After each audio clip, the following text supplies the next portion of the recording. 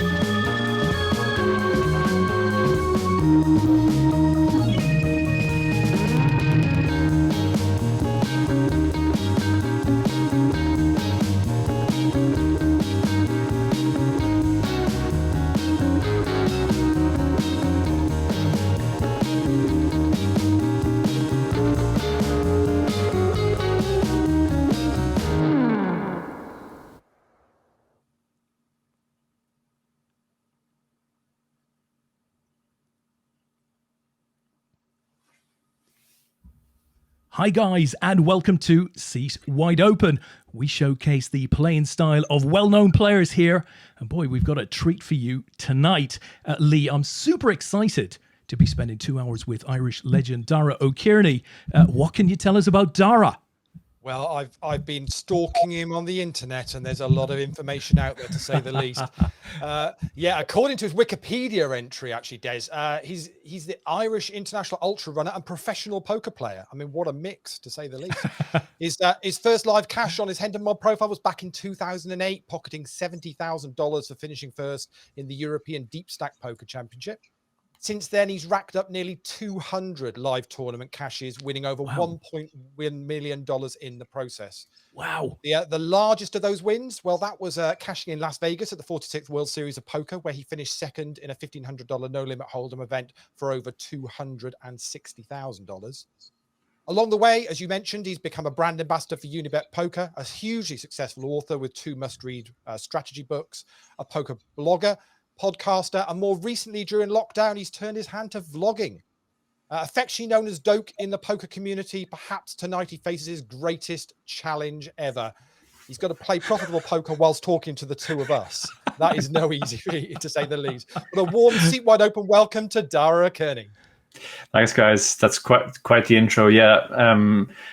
Tonight probably falls into the category of don't try this at home. Not only do I try and play well talking to you two guys, but I'm actually playing a format that I played lots of different formats in my career. I started as a limit cash player. I moved on to tournament, actually single table tournaments, then into satellites. Then on last 10 years or so, I've been pretty much exclusively an MTT player. So the one thing I've never really done much of is no limit online cash. But that's what I'm going to try today. Dara, listen, that's perfect. Lee and I stuck our heads together some time ago and we thought, let's come up with a format of show that's going to put our guest into an uncomfortable place, right? And I think we've put you in that uncomfortable place. Although I see you've got your bed behind you to de-stress if you feel the need during the next 2 odd hours. And I hope everybody can, stay with us for the show. We're going to try something a little bit different. Certainly, we're going to learn a lot from Dara playing cash, albeit Dara isn't today necessarily a cash game player. We're going to learn a lot from that. We're going to have some fun with Dara along the way. So listen, Dara, I feel like I know you. We haven't spoken before, but, I'm an avid reader of your blog. I've seen a lot of your stuff online, Chip Race, Lock-in, etc. So I'm really looking forward to learning more, as it were. But Lee, okay, the format of our show will require Dara to win some what we're calling Betcoin. Do you want to explain to him what he has to do? I will go for it. Yeah. So basically, your entire appearance. I mean, this is sounding really serious now on the show. Will be judged by the amount of Betcoin that you win or lose. Betcoin. Yeah. we got our promotional team together and came up with Betcoin as the obvious choice. So basically, you'll win or lose Betcoin based on the number of big blinds that your bankroll has changed by at the end of the 100-minute poker session. So as simple as that. So it doesn't matter guests on the show what level they play at, because it's based on the number of big blinds. We'll also give you some opportunities along the way to win some bonus Betcoin throughout the show with some fun additional segments whilst you play. And at the end of it all, we'll see where you place on the leaderboard. Now, I don't know about you, Des, but I've got high hopes Dara might top the leaderboard by the end of the show. Listen, Lee, I had a call with Paddy Power himself a short while ago. I said, what odds on O'Kearney to top the Seat Wide Open leaderboard at the end of tonight? Paddy offered me 10-1. He knows more about Dara's game than I do, but I know that this is the pilot episode of Seat Wide Open. There's nobody else on the leaderboard. I took that 10-1 and I stuck £2 on it. £2, Lee. Okay. They call that baller, whatever you want to get in your language. Yeah, I am a baller, my friend. I am the baller from Ireland, I have to say. So listen, let's get Dara's table up. Let's kick on with the action, because ultimately that's what our viewers are going to want to see. So Dara, do the magic thing we talked about. Sharing the screen. With your table, Dara, with your table. Yes, sharing the screen. Not the other thing we talked about. Okay, so hopefully you guys can see my screen now. As I said, I'm going to play 2 cent, 4 cent, which is pretty much the only cash I play these days. And the only reason I play it is that as part of their loyalty program, when you pass certain milestones, Unibet sometimes gives you a €6 cash ticket, and the idea of that is it's basically a free roll chance to play some cash. So you've got €6 which you can't cash out, but it's there. You need to rake I believe 300 hands before you can play 300 rake hands before it goes into your normal bankroll. So you're obviously it's basically free money, but you still want to play it as well as you can. So these are the lowest stakes on the site. That's why I obviously play them, and because I'm not a cash player. But the other good thing about Unibet specifically is that one thing which has changed since I started playing in poker is it used to be possible to grind up a roll online and sort of rise through the stakes. A lot of people think that's not actually possible anymore, at least on the cash side, because most of the sites rake micro stakes so heavily that it's not actually possible to beat the game long term by enough to build a bankroll. That's not true in Unibet. Unibet has the lowest rake on the micro stakes because they're sort of oriented towards trying to build a healthy ecosystem. So actually, not to get too shitty about it, but if you are a micro stakes player trying to grind up, Unibet is absolutely the best place to start. I have always been a big fan of Unibet. I have to say, it seemed like they booked the trend, maybe 4 or 5 years ago, Dara, when, a lot of the big sites were sort of turning their back on poker in terms of investment in people or promotions or whatever it may be, that Unibet actually invested a ton of money into, creating a new platform through Relax. They positioned it very much as a friendly space for recreational players. They brought in guys to represent the brands who didn't seem to be about ego and hoodies and all of that stuff. It was very much a sort of a friendly, forward-facing Unibet. I have to say, I think they've done a cracking job, and they actually talk about poker at their annual results and stuff like that, which again, a lot of the multi-product operators don't do. So how have they been to work for? Because you've been with them for several years now, haven't you? Yeah. Actually, that time period you're talking about, just shortly after they launched their own platform through Relax, that's the time David and I and Ian Simpson joined them as ambassadors. Yeah. And as you say, rather than sort of going for big names that would get them lots of attention, they did kind of go for people they felt would represent their brand well, gel well with recreational players, be able to give them advice and that stuff. Their interest in us, myself and David specifically, started when we wrote a couple of blogs complaining about another operator, the way things were going with them. We had been to a big tournament in Barcelona, and the live experience for recreational players was the worst I'd ever seen at a live event. And we were pretty dismayed that this is the way poker's going now. The sites are just trying to squeeze as much money as possible out of recreational players while they can. So we were very, very critical. Unibet read those blogs and they came to us and said that that's exactly our philosophy as well. Recreational players are sort of the lifeblood of the game, and we're looking for guys to sort of both advise us on that stuff and also represent us to recreational players. So that's when we got involved. They've been incredible to work with. I mean, first of all, they listen to anything we say in terms of advice on what to do, but and we brought back the chip race, which had been dormant at their request. They've been very good on that stuff because they've given us free reign. The problem in general with podcasts from sponsored players, let's say, is it can very much turn into a political broadcast, party political broadcast for their site. Well, this is an interesting spot. Oh, go for it. Yeah, I'm gonna just fold. We're not closing the action here, and I mean our hand looks better than it is. A 3 won't necessarily make us the best hand. We have the backdoor non-flush draw of the stick, put the stacks. Yeah, we're not closing the action there. Yeah, but coming back to Unibet, they were very good on that stuff. Because they basically give us free reign on the podcast. They allow us to invite whoever we want, including sponsored pros from other sites. So it's not just the Unibet show. And I think that's actually very clever from them as well, because I said this to David when we signed with them.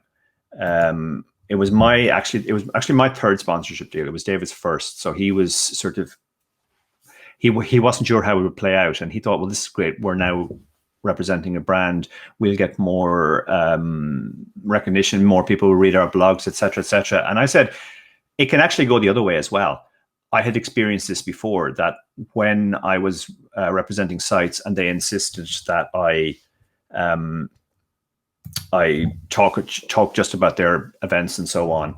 That's a reasonable flop. Talk us through that hand, Dara. You've got 2 players in here, haven't you? So obviously you were in the small blind here. Yeah, there's almost certainly an ace out there. Yeah, I think we're going to have to raise here because there are too many scare cards on the turn. So we're going to raise here. Hopefully somebody thinks we're on a draw and just piles it in. If not, that's one of the few turn cards I might not have to shove. I was going to say I'm going to shove the turn. I mean, now my hand is pretty much invulnerable. Because you're now in a situation where the flush draw is not an issue to you anymore. Exactly. So what I'm going to do here is I'm going to make a small bet, which looks like a blocker. And hopefully he interprets it as a blocker.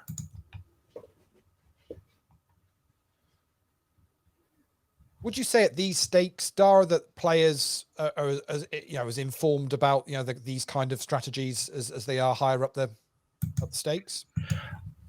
To be honest, I'm probably not as informed, but it's way more informed than it was. I mean, if I was playing 2 cents, 4 cents 10 years ago, I would have expected nothing but terrible players. Yeah. But these days, it's a very different situation. Players at these stake levels are actually quite savvy. It's a lot easier nowadays to get sort of good at poker because there's so much content out there. The way I sort of always explain it is when we started, say myself and David, we started around the same time.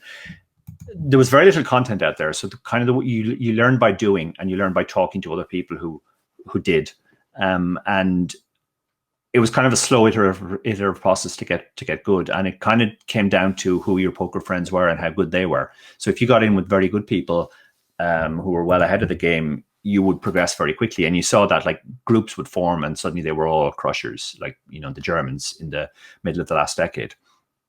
But then since the advent of the solvers and all the training content is out there now we're in a situation where students sometimes come to me and they're playing at a very, very high level already, and their thinking is on a par with what the top professionals would have been a few years ago. And then I ask them, how long have you been playing for? And they say like 4 months or something. Wow. Because what they've done is they've consumed incredible amounts of content. They've run lots and lots of sims, and they've basically got very good at the game. So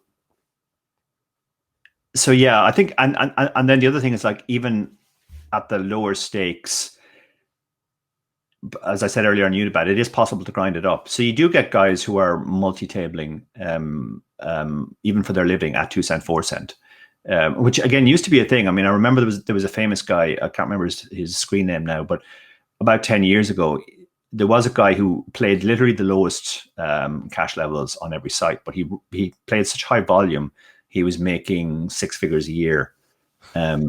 So even at the lower stakes, the rewards can be there.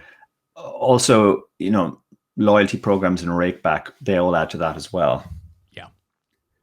Do you think at this level, Dara, I mean, obviously the more competitive the ecology is at the lower levels, sort of the less fun it is for a new player, a beginner, etc. How do we manage that, rewarding the lower staking players versus the ensuring that they're not becoming the sharks that are eating the sort of fish coming in? How do you introduce fun or keep some fun in the game?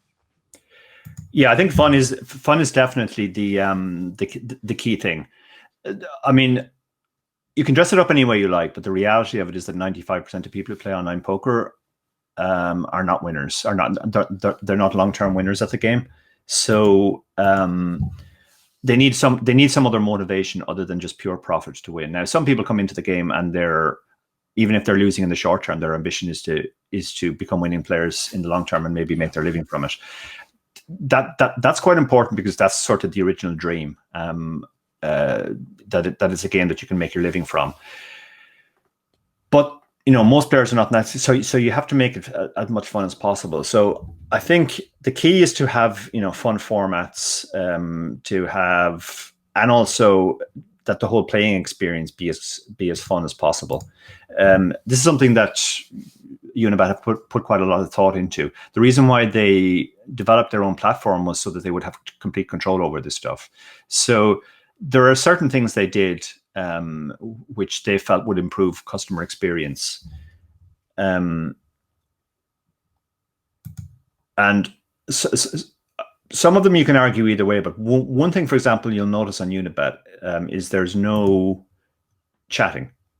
There's nowhere to enter chat, and sometimes people say, oh, that's not fun. Why is that not fun? But Unibet's experience very much was that chat just very quickly becomes toxic, and that really puts off new players. If you're a new player on the first site, playing for the first time online, and the first table you open, everybody's abusing you, there's a very good chance you're never going to go play again. In my early days playing, I used to actually fish tag people just on the basis of how they were in chat, because if somebody was ranting in chat about beats and so on, they were pretty much always a fish. But the problem with those players is they do drive away other players. It doesn't make for a fun experience. Now, some of the other sites have tried some other stuff, which I've actually found quite interesting, which is instead of allowing chat, they do allow sort of emoji chat, where there's a fixed number of emojis you can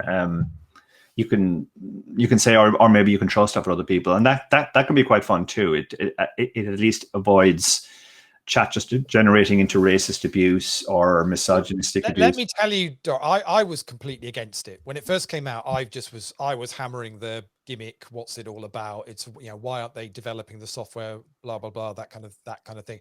Then we had Rob Young and Daniel Negreanu on an episode of The Orbit, and this got discussed, and they both gave such a brilliant reasoning why it's just how people communicate these days, with a thumbs up or a high five or whatever, and it's a quick way of doing it without it, as you say, becoming toxic with words. And I thought, actually, do you know, I've got this completely wrong. Yeah, I would agree with that too. I would have been very much in your camp. I would have thought initially this is just gimmicky. Who's going to want to do this? But you do see that people actually just find it fun, and I mean, it's just a nice way to add to the experience without going down the traditional problem of having interaction or chat where people just abuse each other. So I think that's definitely a positive development. I do think the sites, I mean, I don't want to just say, Unibet great, everybody else bad. I do think the sites in general have put a lot of thought the last couple of years into improving recreational player experience. There seems to be a growing recognition in the industry that recreational players really are the key to the industry. Yeah. As I said, only 2% of players or whatever are going to end up as pros. Now you do need the pros as well, because they provide you with liquidity, and also there's the aspirational thing of like maybe only 2% are pros, but maybe 20% are trying to be pros. So they need to feel that they can succeed in that endeavor. That if they work hard enough at the game and put in the volume, they will potentially one day make their living from the game. Yeah. And I do think that's the original dream. So it's that's an important aspect too. And make no mistake, Dara. There's a large percentage of losing players who are quite happy to lose.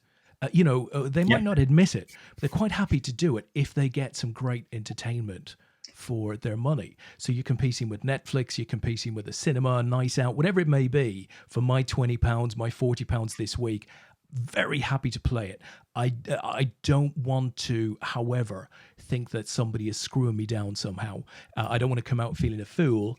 And I think if the sites can, just keep sight of that, and they give their players a really good, honest experience, the players are always going to come back. I'm very happy to spend my money and lose it, because I'm getting something great back for it. And I'm also getting the opportunity, because, of course, poker's a wonderful game in that, 1 in 100, 1 in 200, I'm going to have a deep run. And I'm going to feel super special on the back of that.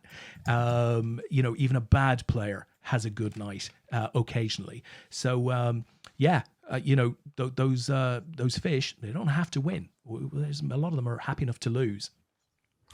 Yeah, absolutely. And I think live poker operators understand this better, or people who play live poker understand it better than online poker. But online poker needs to be entertainment as well. Back when I started playing 13 years ago in Ireland, there was an elderly lady who pretty much played every tournament that was on the calendar, and very cultured, nice lady, very, very popular with everybody. And she played in a particular, she had a very, very tight style of play, let's say, which basically meant that she bubbled a lot, to the point that her nickname in Irish poker was Bubble Girl. And somebody said this to me one day, like, she's obviously a smart, she understands the basics. So, and she plays a lot. So why doesn't she switch her style up? And I said, well, I mean, the thing you have to realize about her is that she plays for fun. She, the money, even the bigger tournaments, the stakes are just not significant to her. And that's the good river. We've got there this time against them. There. The last hand we didn't get there with the spades, but we've got there this time. So how do you play this now, Dara? Okay, we're going to go big here, because I think he's either going to call or he's not, and he can put me on missed hearts rather, if I go big. So we're going to go big and just get greedy and hope. He definitely showed the ability to drop to a small raise in that first hand you had with him. Yeah, unfortunately he has folded, but yeah. I didn't bet the flop there because it's not our flop when we've 3-bet and we have a gut shot. I was intending to bluff the turn if he hadn't bet himself, but I picked up so much equity. I don't want to get I don't want to get 3-bet off my hand. Obviously, we get there on the river. Unfortunately, he made a good disciplined fold. I mean, again, this is why poker is tough. This is 2 cent, 4 cent. They're good. They're good. I mean, that was a pretty interesting drop at the end from him there. Similarly with that other hand, Dara. Obviously, the spade on the turn. If he hadn't bet into you, were you going to raise? Because I was intending to. That was the only way you're going to win any turn. I was intending to bet pretty much any turn card, because on the flop I have a gut shot and I have other stuff going on backdoors as well. So I don't want to get check raised on the flop, because I'll be getting check raised off a lot of equity. If I miss the turn completely, I'm going to have very little equity. I'm just going to have a queen, which might be good, and I'm going to have a 10, which will make me a gut shot. Some 10s will make a flush as well. So my hand is very weak on the turn. So at that point, I don't mind folding to a check raise. So the plan there was, if I had that, if on the flop, I would bet my really strong hands and my hands that have nothing going for them. because the hands that have nothing going for them, I don't mind check raising. This hand was just a little bit too strong, that if I got check raised, I was going to be very unhappy about having to fold. But when we move on to the turn, again, if I miss the turn completely, now I have a very weak hand. Just a gut shot with one card to come, so I'm not that worried about having to fold to a check raise. You also need to have hands. You need to have hands in your range which bluff the flop, which will start bluffing on the turn, and which will bluff for the first time on the river. And this just seemed like a decent one to have to put into the second category. No, there's a lot of draws here, I think, so we can definitely bet here, even though we don't have the betting lead.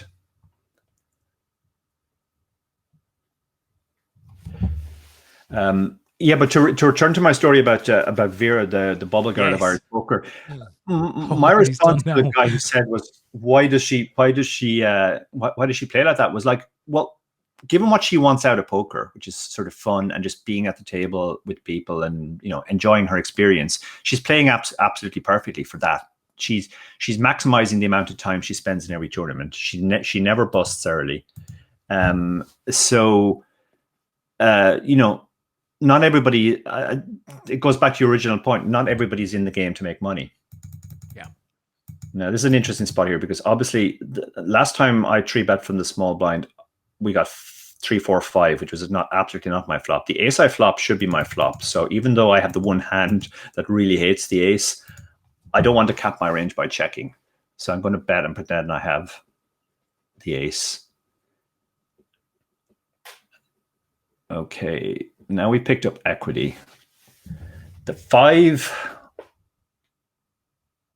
I'm trying to decide whether we have enough equity to check call now. No, I think this hand probably still plays best as a bet, because then we can bet the river if we hit the heart. Even though the 5 isn't a great card for us, it shouldn't be for him either. Okay, now we're not necessarily good here, because he can obviously have. Well, he doesn't have aces, I guess. He can have. Yeah, I think we're going to bet small here to make it look like a blocker again. He has shown a propensity to fold to the large bets. So I'm going to make it look like a blocker. He might bluff raise here sometimes. Yeah, if I knew he had that hand, I would have gone bigger. Yeah. So, Dara, listen, you made a really good point there. You've clearly played a couple of key hands with this player already, Mandolin. You've seen him call down the streets, but he's managed to find a fold on the river each time. He hasn't gotten there. So how much information have you taken from him now that will actually, determine how you play this player going forward? Do you have enough already to know who this guy is? I haven't seen too many showdowns, but he has been the most active player. So therefore I have to assume, unless he's just getting an incredible run of cards, that he's the loosest player at the table. He is playing very well post-flop as well. He's showing the full bag of tricks. He's capable of folding to small bets. He's capable. Even the way he played that last hand was very good. He had a marginal ace on the flop. So he played as a pure bluff catcher. So I'm going to assume his range is wide, maybe wider than GTO. And I'm going to be careful with him post-flop as well. Against that type of player, I think you need to sort of play as close to GTO as you can. Nothing jumps out yet as kind of obvious mistakes he's making that I could exploit. Dara, do you think players, because obviously you're an ambassador for Unibet, obviously you've got your avatar there, and I would imagine a lot of people know the username that you play under. Do you think that makes a difference in the way some players will approach you, certainly at the lower stakes? It certainly does, yeah. I'm not sure about cash, because I'm primarily a tournament player, so these guys might be just wondering who's that guy with the strange avatar. But it's certainly a factor in tournaments. Some people do play very strangely against me in tournaments. I also found this. I found this quite early in my career when I was starting to get fairly well known in Ireland. That when I played live, it tended to go one of two ways with players at the table who knew me. They would either sort of play wild and try and bluff me, and they literally couldn't fold when I was in a hand, because they just wanted to play against me, and they wanted to bluff me as well if they could. And I mean, that kind of player is pretty easy to play against, really, when you think about it, because you just let them bluff you when you have it, and they're always going to have a wider range than you, so they're starting at a disadvantage. The other type I would describe as, I don't mean this in a derogatory way, but the shorthand I had for them was they were the copycats. They were the ones who were trying to play the way that they thought I played. Almost as if they're trying to impress me or something. We play the same style or whatever. So it tended to be one of those two things. I think that happens online in tournaments as well. I do see people do just bizarre mental bluffs against me that make absolutely no sense. And I assume a part of that is just they want to bluff the pro. So yeah, in tournaments, it's definitely a factor. So it is like having a target on your back, isn't it? At times, with the weather. And I guess from your point of view, it's understanding where any players that are doing that, which side of the coin they're on, as to then how you then choose to play against them. Yeah, very much so, because you obviously want to play very differently against those two types of players. And similarly, like another thing I found when I played live was that the players who only know me from live poker, because of my age, because of my appearance, because of my reputation in Ireland, I think see me as a very tight player. So they will definitely overfold to aggression from me. On the other hand, younger players who know me primarily as an online player see me very differently. They see me as a loose, aggressive player. And they'll play back more. So often I'll find myself at a table where, half the players think I'm a maniac and the other half think I'm the biggest nit ever. And that's part of the juggling act as well. If I'm playing against one player, I'll play differently. If I'm playing against somebody who thinks I'm a maniac, I'll play the other way. But then if I'm playing a multi-way pot where there's a mix of those two types of players, it can get really complicated. But sometimes you can use it to your advantage. Yeah. Like, let's imagine I'm first to act and in a three-way pot, and the guy who's in the middle is an online player who sees me as, actually I should play this, the guy in the middle sees me as a maniac, but the guy on the end sees me as a nit. That's a situation where I can bet, where if we were heads up I couldn't bet because the maniac would play back a lot. But he's got the other guy behind him now, so he's kind of got to worry about that. So I'll get more folds because of that. And similarly, if I get through him, then I know I'm getting through the other guy more often than I should, because he sees me as a nit and he's seen me bet into two players. So there's always those kind of dynamics at play. Whereas if it was the other way around, if the guy who sees me as a nit is second to act and the guy who sees me as a maniac is third to act, now I have to be a lot more careful, because even if the guy who sees me as a nit folds, the maniac now is going to pounce. So yeah, there's always those dynamics at play. I don't know how you get away with it, Dara. Obviously, in his intro, Lee mentioned your incredible sort of online and live record. I've got your Hendon Mob that I've just put up on screen there. Total live earnings $1.14 million, and you're telling me people still think you're a nit? Absolutely, yeah. No, I would say most live players in Ireland would still say that I'm one of the tightest players ever. Wow. Which is, again, that doesn't tend to happen to me when I play overseas. Very few people assume that, except if I'm somewhere where they don't know me, like the States. Yeah. When I go to Vegas every year, I try to dress like a businessman who's there for a convention. Hawaiian shirt and all that stuff. So that does get me a lot of leeway in certain spots, but you always have to be careful. Like, I think since the rise of the chip race, now I do get recognized more, and sometimes I think I'm pulling the wool over people's eyes, and then they come up to me afterwards and they say that they love the chip race. So actually, they've been pulling the wool over my eyes the whole time. Who would you say gets recognized more, yourself or David? That's a good question. It's hard to answer this without sounding arrogant. Conceited. Go for it. Dara then. I'm going to say myself, purely because of the books. I think the books have done very well. also, again, hard to say this without sounding arrogant, but my blog is a lot more widely read than David's. So a lot of people actually feel they know me from the blog. Having said that, it'll be an interesting test the next time, because David's star has definitely risen in the last year. Yeah. He's done a lot of high profile writing for the sites, and he's appeared on a lot of he's done commentary on stuff like the Poke Challenge, etc. So yeah, these words may come back to haunt me, but based on past experience, I would say I get recognized more, but that might be just consigned to history now. Well, listen, Dara, I'm gonna slightly pull us out of the poker world for just a minute. But before I do that, we're live on Twitch at the moment. You do have a fan out there. Somebody says, "Love Dara, tearing it up here." So we're pretty confident you are in fact going to be on top of the leaderboard at the end of tonight. You've certainly more than doubled your opening stack. Pretty impressive. But on a more serious note. I read your blog, and it's interesting that you say a lot of people would know you from your blog, because your blog isn't what I would call a regular blog. You write beautifully, you write very openly, very deeply on many, many topics. It's not just a poker blog. There's lots and lots of poker in there, but it's certainly not just a poker blog. And of course, you get a ton of traffic as a result of that. And one of the biggest challenges for any blogger is to do it regularly. And you've been doing your blog now for, it must be what, 12, 13 years? Would I be right? Yeah, I think it's 13 years now.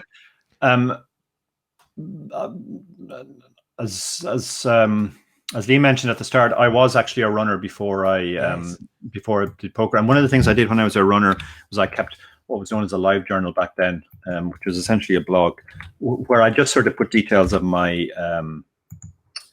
my training, etc., and race reports. When I came into poker, I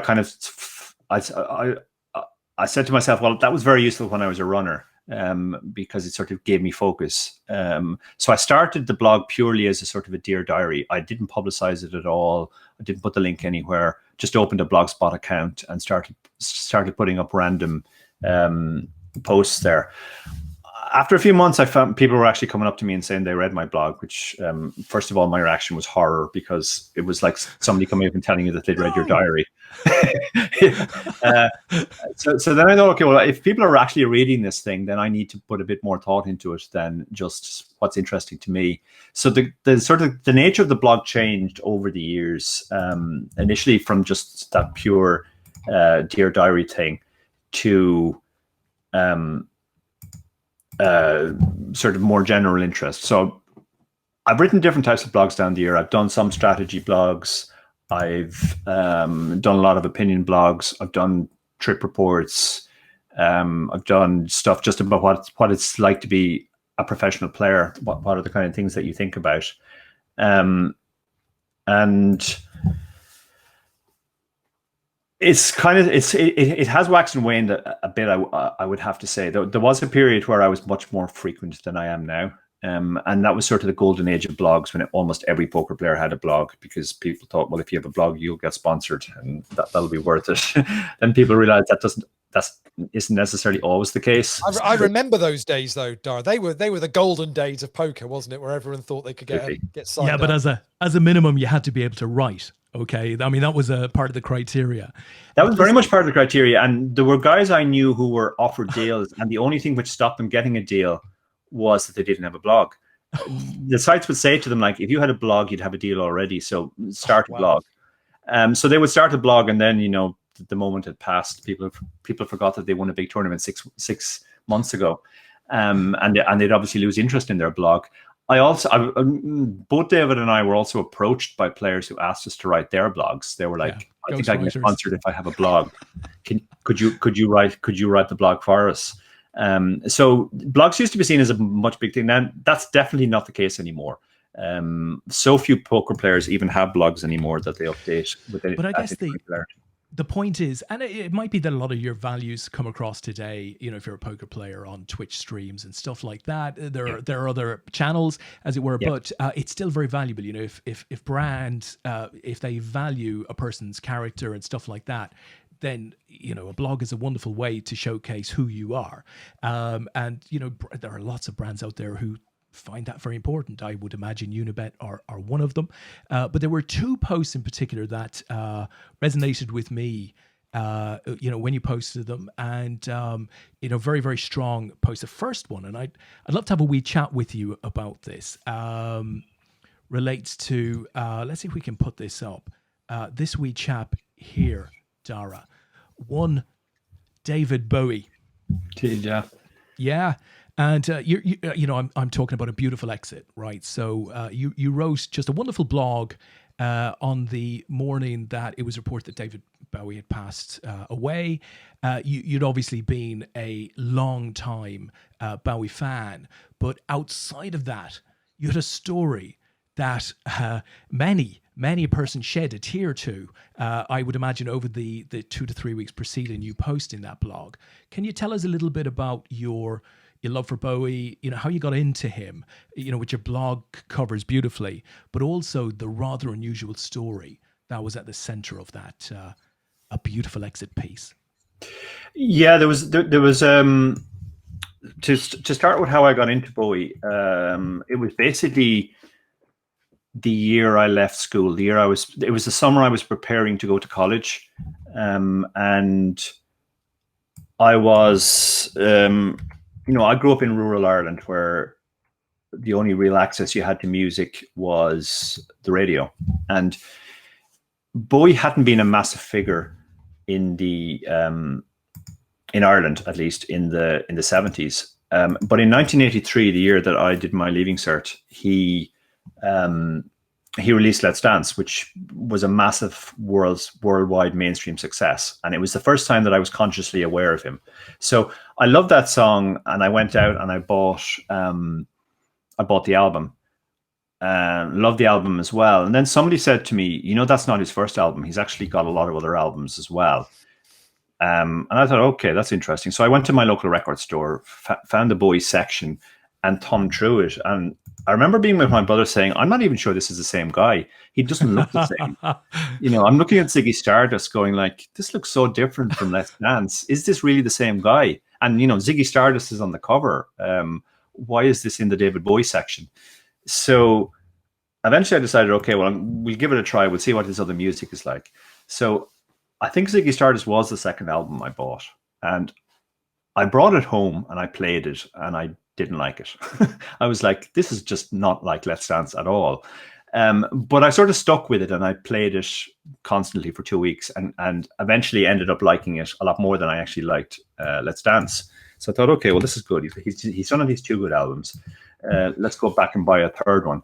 So I think the next one I got was probably Hunky Dory.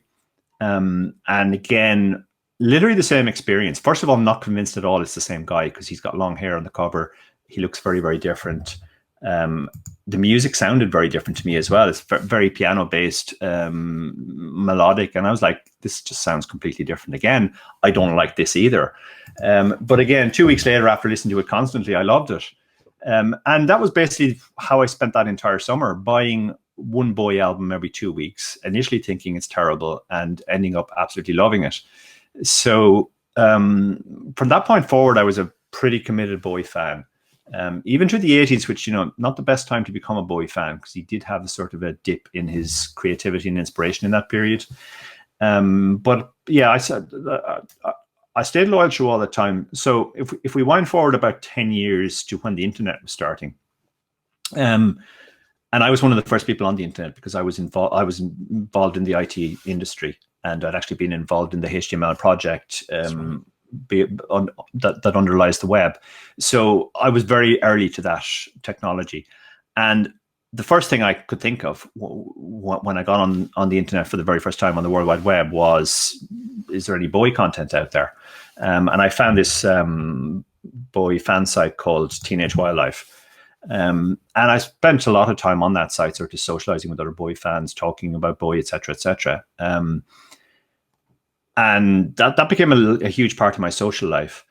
A few years later, Bowie launched his own pay site called BowieNet, and I absolutely hated the idea of this. I thought it was sort of a cheap cash-in by somebody who was already very, very rich, a way to get more money from his fans. So I was very, very critical of this move. saying, it's fine to have a website, but it's a very bad move for what the internet is supposed to be if rich people start charging for access to their fan sites. So I was contacted by somebody who seemed to be pretending, at least in my mind, to be David Bowie, asking me what my objections exactly were.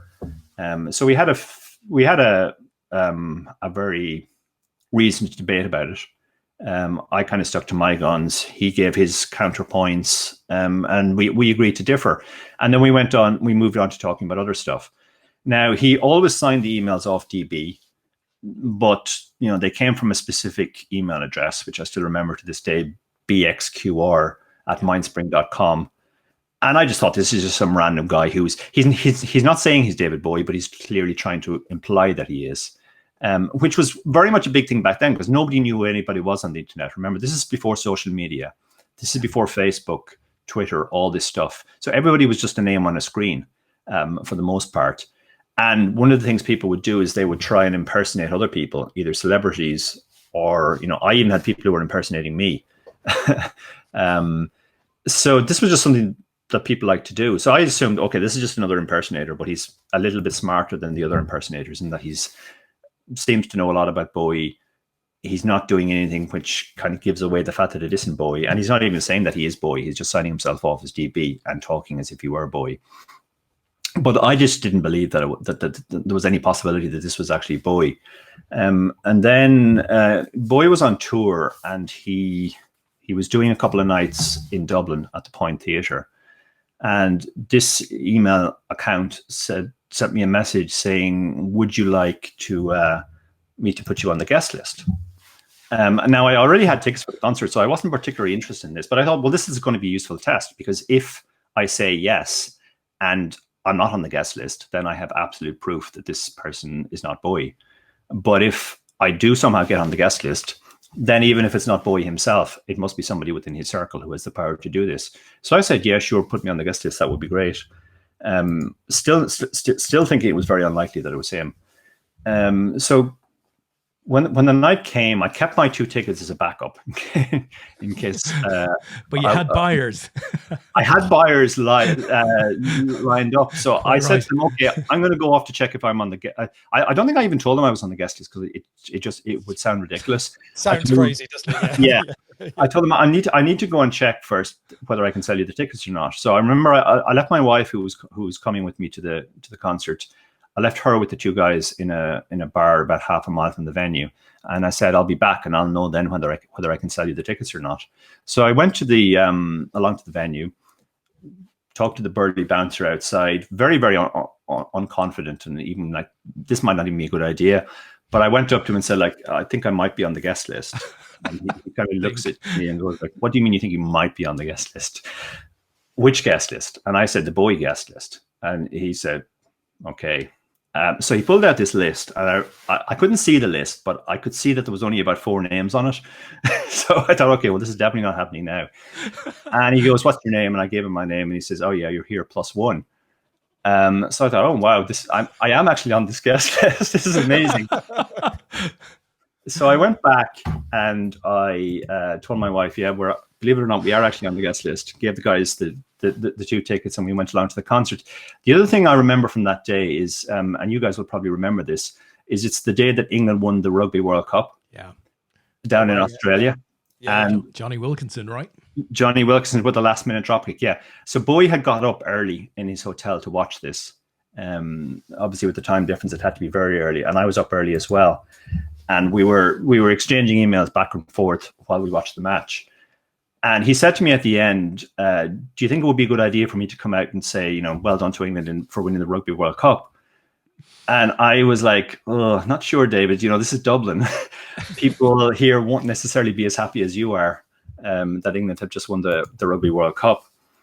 So he said, okay, well, give me something else to break the ice then. What else should I do?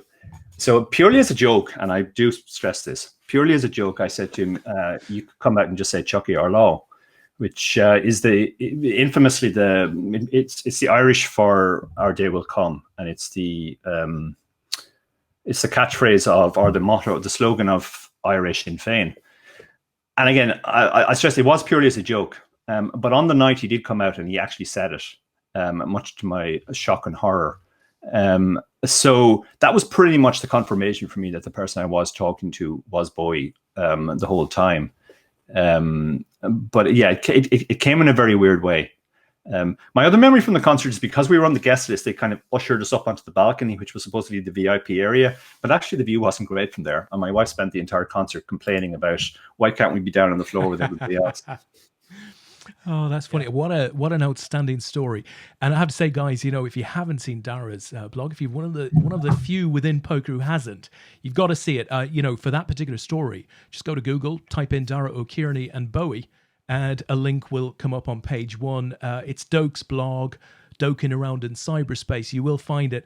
And one other story that you wrote, Dara, one other blog, it really touched my heart, and you mentioned your good wife, affectionately known as Mrs. Doke online, right? By everyone, Mrs. Doke, addresses the challenges of bringing up an autistic son in Ireland. Very, very touching story titled "The Son I Never Had." This, talks of your relationship, the challenges of bringing up your son Oisín. With your wife, who was left to do a lot of the hard graft while you sought to bring in the money to effectively keep the family going and growing, as it were. What can you tell us about that? Because that was such a touching piece to read. It must have been very difficult to write. It must have been very difficult to live. Yeah, it certainly was all of those things, and that's the one blog that I wrote, which I really wasn't sure about whether I should post or not. I wrote that, and it took me about a week to post it, and I sent it to all my closest friends to say, should I post this or not? This has nothing to do with poker. Is it a good idea to post this? And I got the jury was very much split on that. Some people were adamant that it was a terrible idea, and other people thought it was a good idea. Ultimately, I came down the side of good idea because I thought, well, this stage I'm like well into my career, 8 years or whatever, and people do feel like that they know me. So therefore, that gives me a certain amount of leeway to talk about personal stuff rather than just pure poker. But also at this point, it was facing such a stress on my poker career as well that I thought, even though it's not directly related to poker, it does have some relevance. And you know, if I'm at an event and I appear distracted or standoffish or worried, I want people to maybe think about the fact that it's possibly because I'm worried about this kind of stuff, rather than just I'm a dickhead who's got too big for his boots now that he's somewhat famous.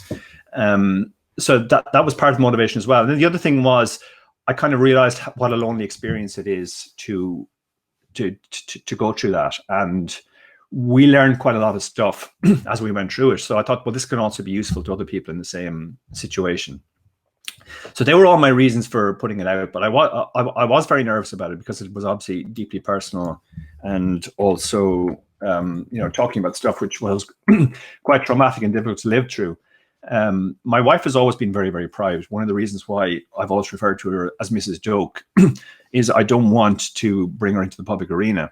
Yeah. So she, sometimes people think that's me being big-headed, just that saying that her only role is as my wife, but that's very much not the case. It's just that when I'm talking about Mrs. Doke, I'm talking about that small part of her being that is a poker wife, essentially.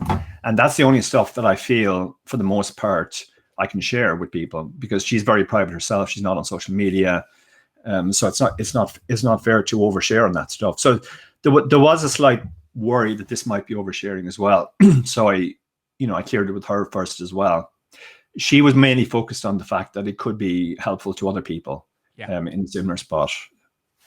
So this would have been 7 years ago, Dara, when you published this, certainly a time when, for example, mental health wasn't maybe as much in the public discussion arena as it is today. I think it is today in a very healthy way. I think, there are very few houses that are untouched in some way, shape or form by mental health issues today, particularly after the year and a half that we've had. Yeah. But, what type of reaction did you get at the time, and how is Oisín today? I got an extremely positive reaction at the time. People were very, very understanding. A lot of people who had similar situations or family reached out, and that was all very positive and rewarding. I didn't get any negative reactions at all, and that's almost impossible in poker. No matter what you do, you're going to get somebody who goes, I mean, sometimes I posted things which I consider to be the least controversial thing ever, and somebody immediately takes offense. But this was one of the few occasions where that was not the case. So that was all very good, and I think you, as well as you alluded to this, but I do think that the sort of people are more mindful of those sort of issues, mental health issues in general in poker these days, much more talked about. And that's obviously a positive. Poker presents a number of difficulties. I think we have equity here, actually. Poker presents a number of specific difficulties where one of the things that it does is it gives you more negative experiences than positive experiences if you're a professional.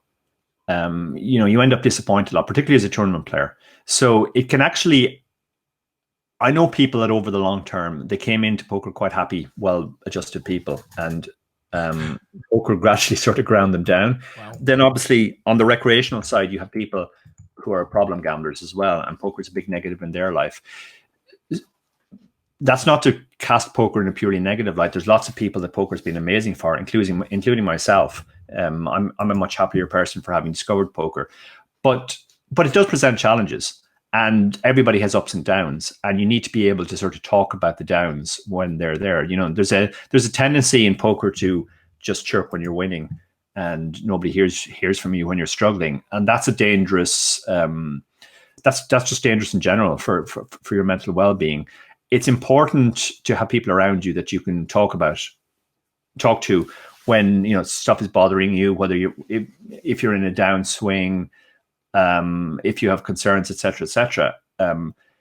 People in general love to hear good news stories, and the social media posts that I make that get the biggest interactions are when I win something, and that's great. I mean, it shows that most people are fundamentally good, and they're very happy for you when you're doing well. But the other side of it is, if people only want to hear from you when you're winning, then what do you do when you're not winning? You do need to be able to sort of come out and express negative emotions, negative thoughts, even if it's just to get them out of your system. Yeah, no, absolutely, and you do that very, very well, Dara. And that's, I mean, you're obviously a very mature guy, right? You're extremely well grounded. You came to poker late, it has to be said. You were in your early 40s when you found the game, but you had excelled in a number of fields prior. I mean, we mentioned athletics. You were, you've got an amazing record as a long distance runner, a cross country runner, and again, you came to that quite late. You mentioned your work in IT prior, which was formative in terms of the development of HTML and so on and so forth. I mean, when you find an area of interest, you go for it big style, don't you? Yeah, I think that's. I've spoken about that quite a bit on the chip race. I think I basically have a sort of an obsessive personality where if I'm not interested in something, I'm just really not interested in it, and I can block it out and I pay very little attention to it. But if I get really interested in something, I get incredibly fascinated with it. That's happened to me at a number of different points in my life. I mean, even we go back to Bowie, that very quickly became an obsession, to the point where I started the summer not knowing who he was, and I ended the summer owning all of his albums and listening to nothing else. And that's kind of just the way I've been. I'm sort of all in on something if I get interested. Same with the running. Like, the running really just started as something like, I'm overweight in my mid-20s. I want to lose a bit of weight. So I'll just jog a mile or two every day. And, within a few years, I'm running marathons. And ultra marathons. And then I ended up running ultra marathons. So it's one of those things that if I find something interesting, I'll really sort of go after it very, very heavily. Poker sort of started the same. It was essentially me recognizing that my days as a runner were numbered, and I had always had like some obsession which was my main interest, let's say. I mean, I even joked to Bowie once that the running and the poker probably wouldn't have happened if he hadn't had a heart attack and effectively retired. Give you some time. He disappeared for 10 years where he was doing nothing. So there was nothing interesting to talk about really on that front. So I had to go off and find other interests. And so you told him that? Yeah? I told him that, yeah. So he stayed away for another 9 years, Lee. Yeah, which he found quite amusing. Yeah, but it is a case of sort of one obsession replacing another in my life. Before that, there was a period in my late teens, early 20s where I was obsessed with chess, and I played chess at a fairly high level, won chess tournaments. Then that plateaued as I realized I'm never going to be a grandmaster. I'm definitely capped as a chess player. So I moved into bridge, and I played bridge at a very high level in Ireland. And that was my obsession for a while. So there's always been some obsession that has sort of been my main focus. Poker, as I said, came because I realized my days as a runner were numbered. I was 42 years old. Nobody was doing it, even the ultra running at a top level, past their late 40s. So my initial thinking was purely, I'll find something else that I can do where age isn't as big a factor. And maybe in 10 years' time, if I put a lot of effort into it, I'll be good enough that I'll be able to play at a high level. And I saw the Irish Open on TV late one night, and I did notice that there were people of all ages and shapes and sizes playing. So I thought, well, that's something where age doesn't seem to be that big of an issue. My brother was living with us at the time, and he was playing semi-professionally. So I said to him, I know you play poker, so can you teach me? So he basically taught me the rules and a very basic strategy in one afternoon. I started playing online immediately.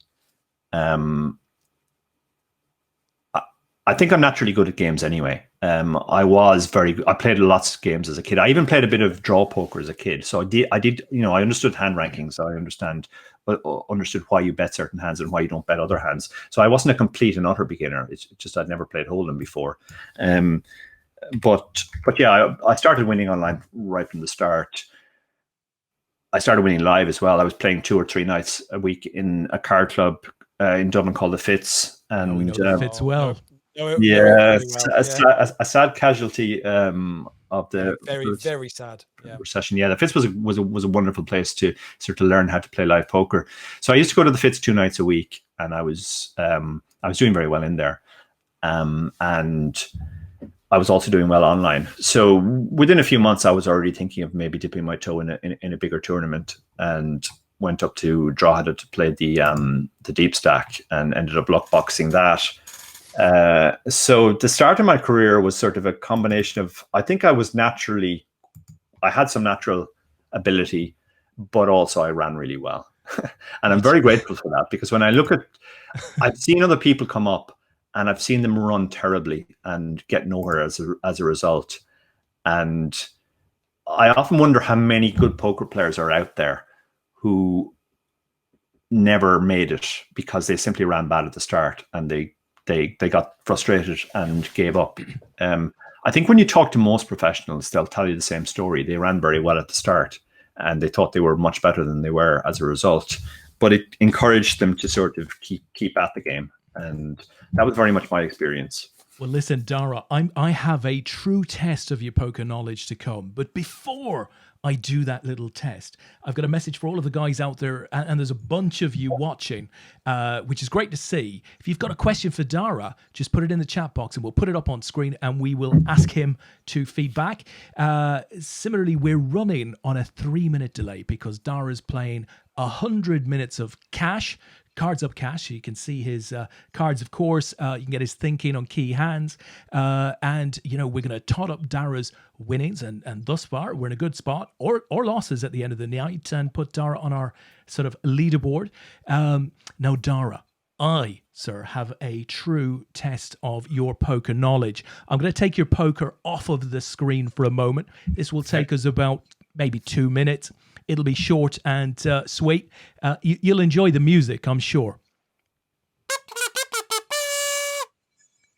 Here we go. That was Lee with the budget. It was Lee with the budget. He just, you know, That's it. it's absolutely outrageous. I mean, well, listen, all that I can say is this is the band out back, just warming up for the Helmuth show.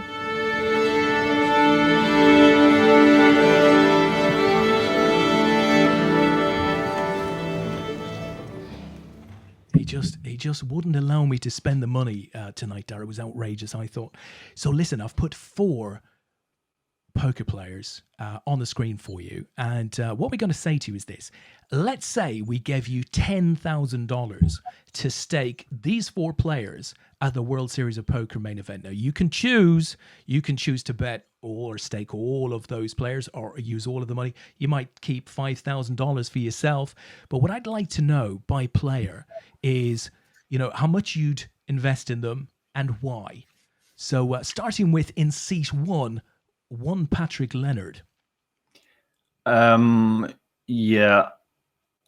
The first thing I'm going to say before I say how much I would give in each one is that I would actually put something into all 4 because I think diversification is really important. It's such a big shot that, you know, plumping all the 10 grand down on one player, no matter how good that player might be, is just not an optimal strategy.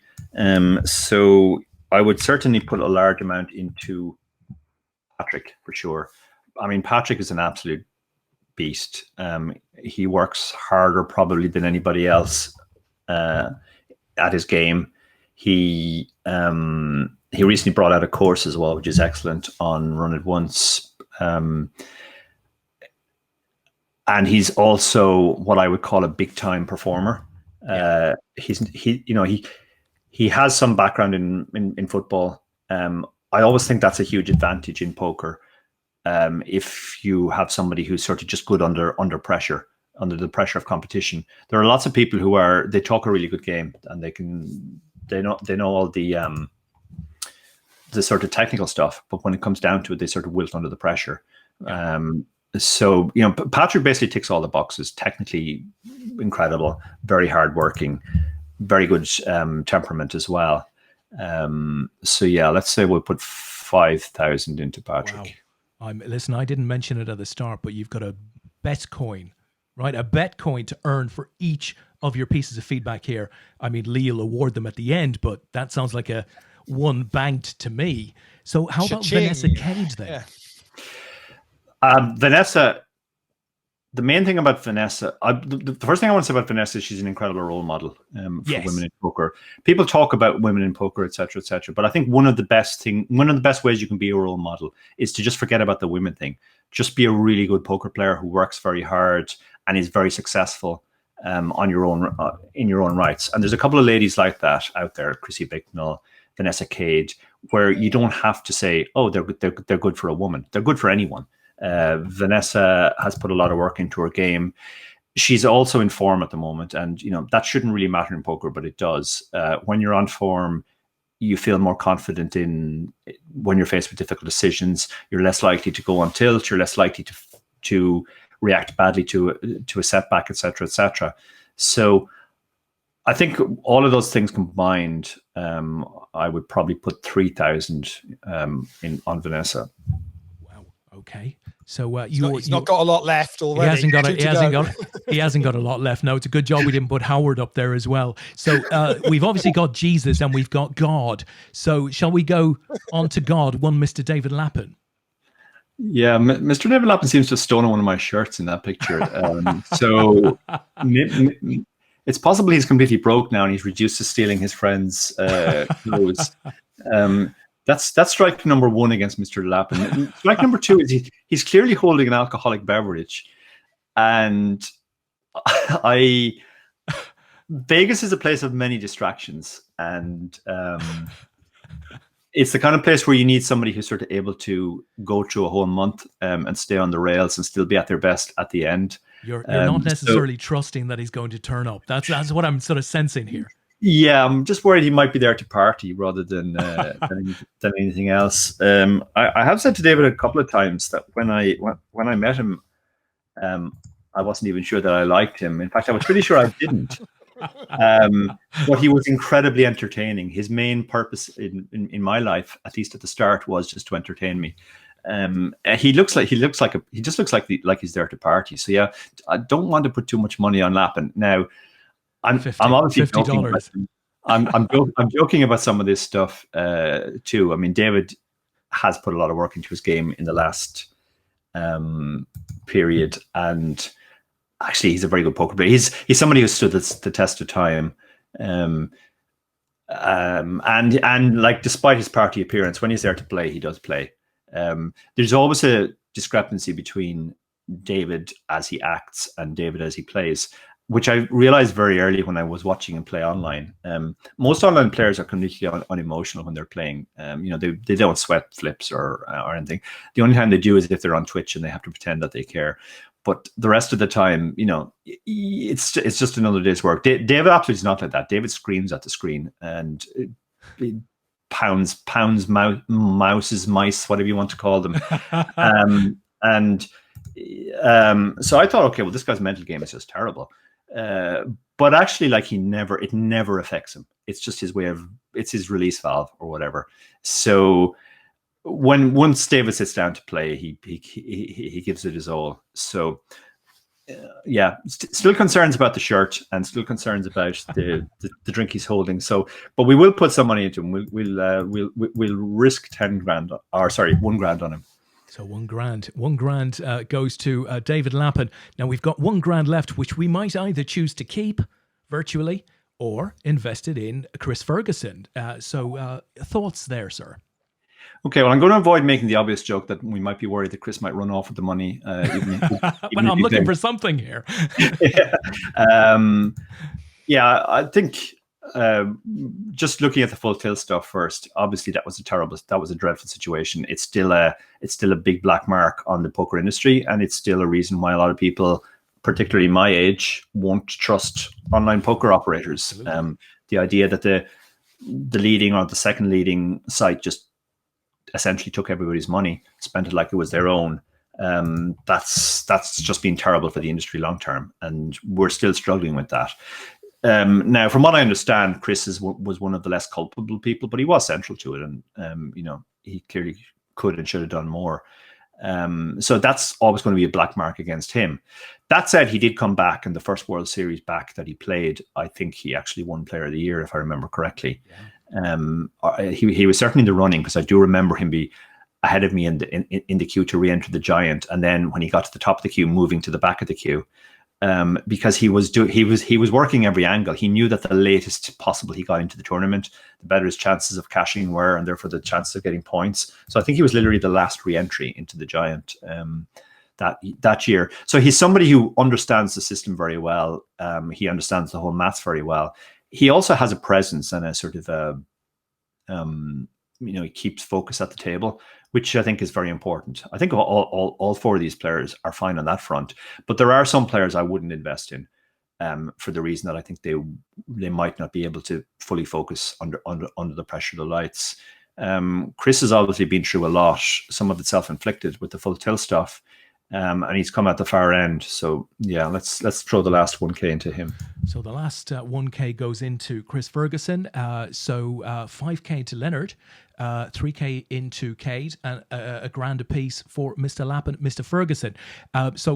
Lee will come back and tell us how well you've done there in the sense of how much Bitcoin you've earned later on in the show. But I'm going to take advantage of the fact that we're in this mode at the moment. I'm going to give you another slight challenge. I'm hoping this will make you a little uncomfortable, but being Irish, I know you're just going to breeze through this, and then we'll get back to the poker. So this little section is called, let's see if we can bring it up, Sing Along.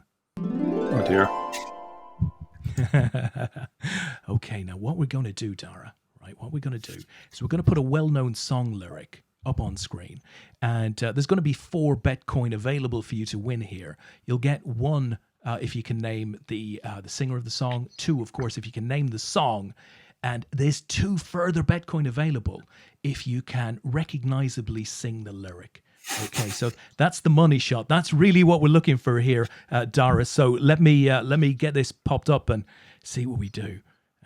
Okay, where are we? So we do that. There's Dara and that. The technology. Why isn't that working? Oh, Dara, it's all gone wrong. Oh yeah, I know why. Because we need. I'm to still sharing my screen. There we go, sir. There we go.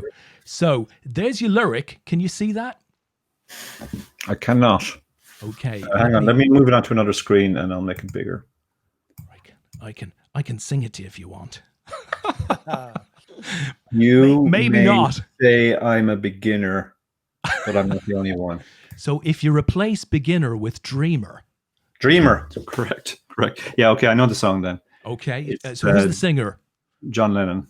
John Lennon, of course. The song name was? Imagine. Of course it was. And for the final 2 Bitcoin, if you can recognizably sing that lyric for all of our viewers tonight. My wife has never heard me sing. There's a very good reason for that. Nobody has ever heard me sing. We reward people on effort here, Dara. Effort. I mean, this is definitely the worst moment of my career. I'm now having to make a mental calculation. Are the 2 Bitcoins worth the absolute humiliation of people recognizing what the best singer I am? Season. I feel like this could be a season topping total that we're currently on the table. I think it's worth going for. What do you think, Lee? Well, he's just lost a little bit in the hand, so he's going to need to make these Bitcoins. He's going to have to go for it. He's going to have to go for it. It's going to be stinging, yeah. Okay, listen, we're here to support you through this, Dara, right? We're going to clap either way. Okay, I guess we're going for it then. You may say I'm a dreamer, but I'm not the only one. No, you can't read it, Dara. Come on now, sing it. No, come on, everybody. Dara Very good. Dara Kearney with his best John Lennon impression. Right, we better get the poker back on quickly. Yeah, very quickly. Brilliant, Dara. Well done. Good sport. So Lee's added that to the total. I'm not sure whether he got those 2 points there at the end, Lee. Only you know at this point. God. Well, but what I would say, I mean, he's just shoved his stack in there against the player in the big blind. Just shove, yeah. Holy Chris Ferguson! We weren't even showing the hand. That was a horrendous misclick. I've done live misclicks as well. One of the things people might not know about me is I'm colorblind, so therefore chip denominations can be a problem. So there have been spots where I meant to bet 1100 and I've ended up betting 10,100. There've been all sorts of spots like that, unfortunately, live. It doesn't happen online so much because I usually just use the preset buttons. But for some reason I don't. Again, this is because I play so little cash. I don't have the preset buttons set up. I know enough about cash that I know my open size is supposed to be 2.5x at this stack depth, but I don't have that as a preset. So I tried to put in 10 and I ended up shoving 10 cents and I ended up shoving 10 euros, which is obviously a mistake.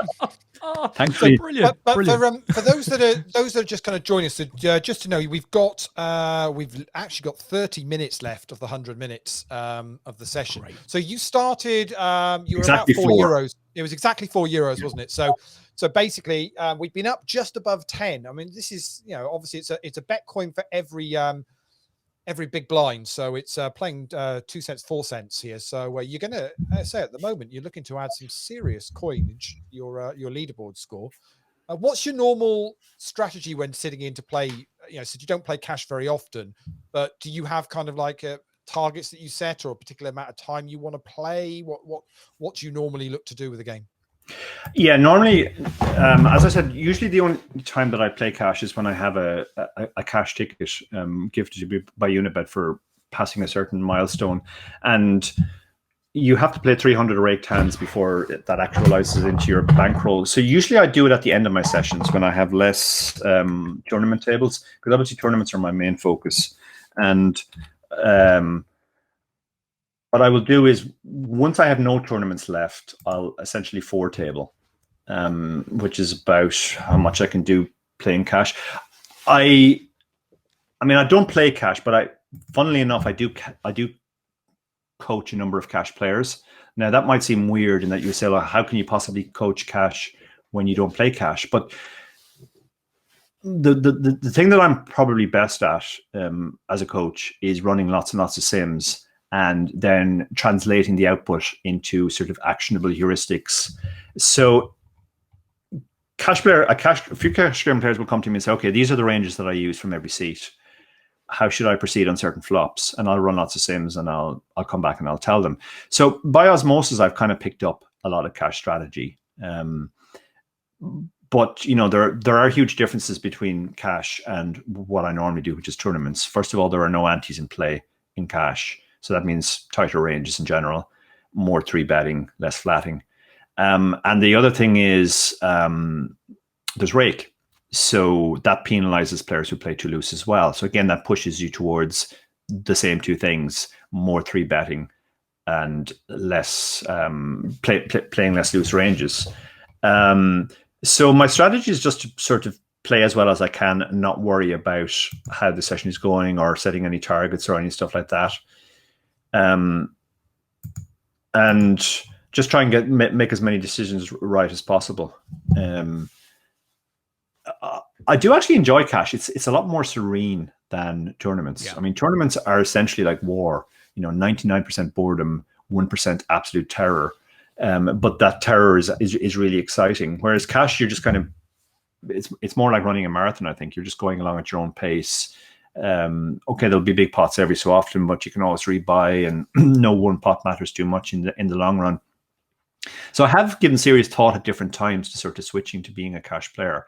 I do feel that if I put the study in, I could do it. At the end of the day, it's just another format, and I have been successful in a number of different formats over my career once I put the study in. But for whatever reason, I've just never kind of got around to it. I think it's just the excitement of tournaments. It's something that I really enjoy. Yeah. It doesn't help that I won my first live tournament and immediately got hooked. I mean, that was the point of no going back. How do you feel, Dara, about the amount of, multi-buy tournaments, extremely long late registration periods? You go back 10 to 15 years, if you could find a good tournament, it generally looked like a freeze out. And you generally had to be pretty much there for the start of play. Do you miss that sort of experience, or are you quite comfortable sort of rocking and rolling with new formats and sort of less strenuous requirements in that respect? No, I definitely miss it. I do. I think poker was much healthier back before all these multi-rebuys and infinite late reg. It's got to the stage now where the late reg is such a big thing that apart from PKOs where it's always a terrible idea to late reg, I have sort of decided that the most profitable way of use of my time when I'm not playing a PKO is to max late reg. So most of the games I play in an evening now or on a Sunday are games where I literally reg at the last possible minute and come in with 25, 30 big blinds or whatever, and I just play from there. But I mean, that's not as much fun as the old school play from the start, which is one of the reasons why I think I've transitioned across as much as possible to PKOs as well, because with PKOs you do have to start. You're giving up a significant amount of equity if you late reg those. And PKOs are also a lot more fun. Yeah. So to answer your question, I also think it's terrible. Like there is this sort of mistaken belief amongst some professionals that multi rebuys are somehow good for them because they can fire as many bullets as they want. But from a purely logical point of view, they're just terrible for everyone. Because if you take a tournament, let's say, which used to be which gets 500 runners, and 400 of those runners are recreational and 100 are pros, then you have a 4-to-1 pro to recreational ratio, which is great for the pros. It means they'll all be very profitable in that field. If you make that a multi-rebuy where everybody can fire as much bullets as they want, well, for the most part, it's the pros who multi-rebuy, which first of all pisses off the recreationals that this is even possible. And I completely understand that as well. It just seems intrinsically unfair. But secondly, it's just terrible for the pros as well, because let's say those 100 pros all on average rebuy 3 times. So there's 4 of them in every field. Well, now you've switched the ratio from 4-to-1 to 4-to-4, 50-50. And the pros edges have gone way down.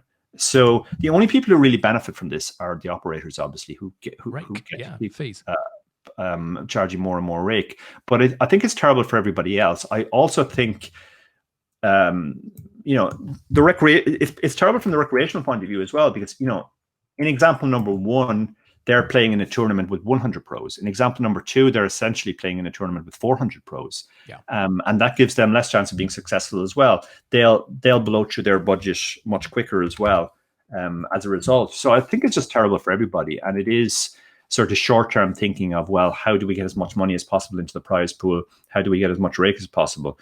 But it's terrible for poker overall. And I do wish sites will get away from this. I mean, Stars resisted this for years. The big difference between Stars and Full Tilt back in the day was Full Tilt embraced the idea of multi-rebuys and Stars never had them. And I think it was very good for the industry that Stars resisted for so long. But now we're in a situation where pretty much all the operators do them, and Unibet are definitely one of the better ones in the sense that, like, they're, for the most part, their tournaments are not multi-rebuy.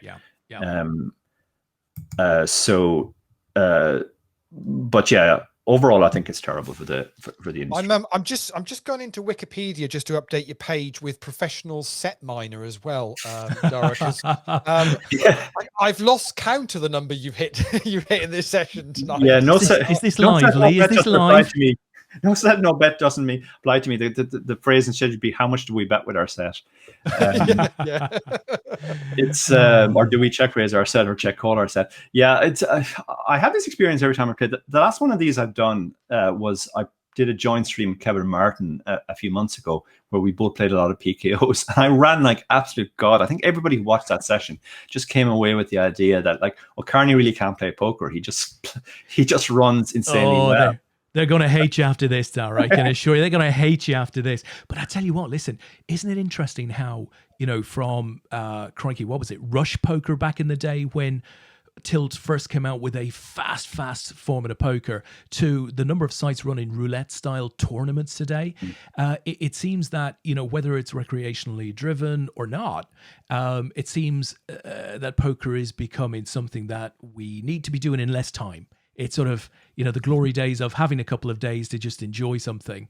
Frankly, there are other things to do. We've got to do it quickly. Do you see that also? And how does the game survive if we start to take those skill elements away? Yeah, I think there's a couple of reasons why we see the skill element going away. There's undoubtedly a demand for sort of faster formats. I remember a pro saying to me a few years ago that the future of poker is two guys, three people in a spin and go. Two of them are professionals, and one of them is a recreational playing on his phone in a pub. And it hasn't quite come to that, but you can see that there is a demand. I mean, those formats are very popular. The one thing I would say is, like, that's not. I think a big mistake a lot of people make, and a lot of even the operators have been guilty of sometimes, is they think that every recreational player is exactly the same.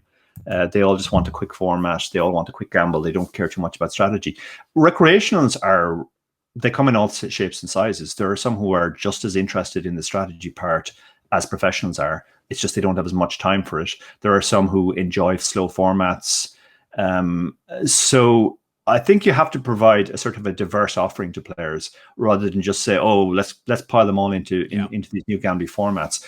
I think a lot of the reason why the sites have pushed the gambling formats too is not so much that they necessarily think recreational players prefer them better, but it's undeniably a fact that the more gambly a style is, the less of an edge or the less of a difference there will be between the recreationals and the professionals. So in theory, the recreationals will at least lose their money more slowly. And in fact, if there's very little edge, you may reach a situation where professionals can't even beat the rake. So you don't get professionals in those. I mean, this was kind of the whole point of Negreanu's rather ridiculous "more rake is better" narrative a few years ago. I mean, yes, it's better for the sites in the sense that the recreational players will lose their money more slowly, and it'll go to rake rather than to pros. It's not better for the recreationals long term though, because nobody can beat the format. And if the format is fun and they enjoy it, then that's fine. You're providing them with something for their money. But if the only impetus for making structures faster, and you can see this on all the major sites now, more and more turbos, more and more hypers, and the thinking is does seem to be kind of very much be let's negate the edge that the pros have, so that therefore the recreational deposits last longer. And I don't think that's a good approach to take it from. You need to make it fun for the recreationals. Absolutely. If they're trying to spin and go fun, fine. But I don't think anybody necessarily enjoys a hyper tournament, for example, where everybody has 6 big blinds after the first 20 minutes. What do you think will poker look like in 10 years' time? That's a good question. Obviously, there's a lot of existential concerns out there, things which could destroy the game long term. Regulation is one, RTA is another. I think the sites are going to have to be more and more innovative about what they offer to players. They're going to have to put more thinking into not just how do we make it fun, but how do we ensure that, first of all, it's possible to make money from the format. It's possible to have pros, but their edge can't be so big that the recreationals just get completely swamped. So, and I've been saying this for years, I personally think that, unfortunately, cash will be the first casualty. Because, you guys have been watching me since the start. Every hand is kind of the same in terms of effective stack sizes. It's usually around 100 big blinds. So it's possible. It's very easy to program a bot to play perfectly, and I'm hesitant to talk about this because I'm conscious of the fact that every time I talk about it, it sounds like I'm saying that the sites are overrun by players using assistants, and that's absolutely not the case. The major sites like Unibet, like PokerStars, like Party Poker, etc., they put a lot of time and effort into catching people who are using these assistants, and they do a very good job of catching them. I constantly get rebates from sites saying we caught some people cheating in your game, so we're giving you back money. So that's very reassuring. My big concern is that a lot of recreational money seems to be more moving towards apps, where there's not the same degree of oversight or regulation. So that's one concern I have. I do think long term we're kind of doomed in that it's so easy to program a bot now, and if it moves more and more towards platforms that are not as concerned about catching them, then very quickly people will lose their money, and that kills the game. So I think cash is going to have difficulties in the long term. I think tournaments will always be fine, particularly if you come up with new formats. One of the things tournaments. If I started tomorrow and I got a team together, and I said I want to solve every single possible situation that can come up in a 6 max cash game at 100 big blind stack depth, we could probably do it in a year. We run all the sims. We program the bot to read the results of the sims, and by the end of the year we'd have a bot playing absolutely 100% perfectly. The site would catch us, which is the one thing that's stopping us at the moment. But if we reach a situation where people are mostly playing on sites that are not doing the same oversight, then they won't catch us. Absolutely. So, and I do think the bot makers will get more intelligent, and they'll be more difficult to detect. Tournaments, on the other hand, if I started out with the same task, I couldn't do that in 100 years because every situation is different. Stack sizes are different. ICM is a factor. There are different stack sizes behind. Not everybody has roughly 100 big blinds. In PKOs, there's the bounty to consider. And I think that's probably the best way we can sort of ensure the longevity of the game is to keep coming up with things which make it more difficult for the bots. Change the game in some way. The PKO has been the big one because even the solvers until recently couldn't solve one specific spot in a PKO. Now they can, but again, it's so complex. There are so many different spots that it would be impossible to run all the simulations you require to solve the game perfectly. So I think new formats like PKO, etc., will keep the game alive. Let's see how that goes. But definitely golden words there. Stick to regulated sites, folks. You know, the operators are highly incentivized to make sure that everything runs very, very cleanly. Now, Dara, listen, we're going to be getting towards the end of your session in the next 10, 15, 20 odd minutes. Lee's got the clock, so I'm going to break out 13 minutes and counting. 30 minutes. I'm going to break out. Counting. I'm going to break out for our last little feature. Right, because I want to get your opinion on a few people, Dara. Right, so let's do this. Holy God is all I can say. Holy God. Right, so this is hot or not, Dara. These are non-poker people, but they've been sort of in the news recently, okay? And love to get some opinions. There's more Bitcoin available for each one, right? Convince us. I'm very generous with this Bitcoin, by the way. Don't be too generous, Lee. Don't be too generous. Right, so this guy here, I'm happy to name him if you don't recognize him, but I suspect you might. He's an ex-British health minister, one Matt Hancock. Now, maybe you're coming out of West Dublin tonight. Maybe you're not as familiar with this guy as perhaps some of our viewers. But do you know anything about this guy? I believe it has emerged that he is not exactly the type of person you would want to be as your Minister of Health. Let's put it like that. I'll try to be diplomatic. I'm always on edge when I'm talking about politics. David loves talking about politics because he doesn't care who we offend. That's part of his brand too. Like, David can literally say anything and almost nobody will get offended. The worst he'll get is like, you're an idiot. But I can say something relatively balanced and people will get very, very offended if it's contrary to their view. But yeah, I believe he is. I'm going to say not hot, given how he has emerged in recent times. I do feel sympathy for politicians because it's a tough job, no matter how you look at it. Now, often we get the wrong sort of people into politics, people who are sort of just after glory or whatever they can get out of it. But, you know, I had an uncle who was a politician here in Ireland, and I know as an absolute fact that he was doing it for all the right reasons, and he could have been a more successful businessman had he done that. He gave up quite a lot of his life to public service. It therefore annoys me when I see guys like this guy who are clearly not in that category. And it's a bit like, you know, when a runner is caught on drugs. People who pay not too much attention to running say, oh, they're all on drugs. It's just, they're all like that. Or a poker player scams the community and people go, well, what do you expect? He's a poker player. They're all dodgy. I think guys like this also do a lot disservice to a lot of the good politicians out there. No, I think that's fair enough. Hancock has had a difficult last year and a half. I think it's fair to say, was perhaps heading towards a home run, but then he dropped the ball somewhat, being caught in the clinch with another man's wife in recent weeks. I'm not being funny, but he's at least got to second base. I mean, I don't know. Therefore, but well, what can I say? I'm going to move on to number two. I think you've done well there. Number two is a really interesting one, I think. This is a young US pop star. You might not recognize her from that picture because I don't think I would. I do. Miley, right? No, that's Miley, isn't it? That's not Miley.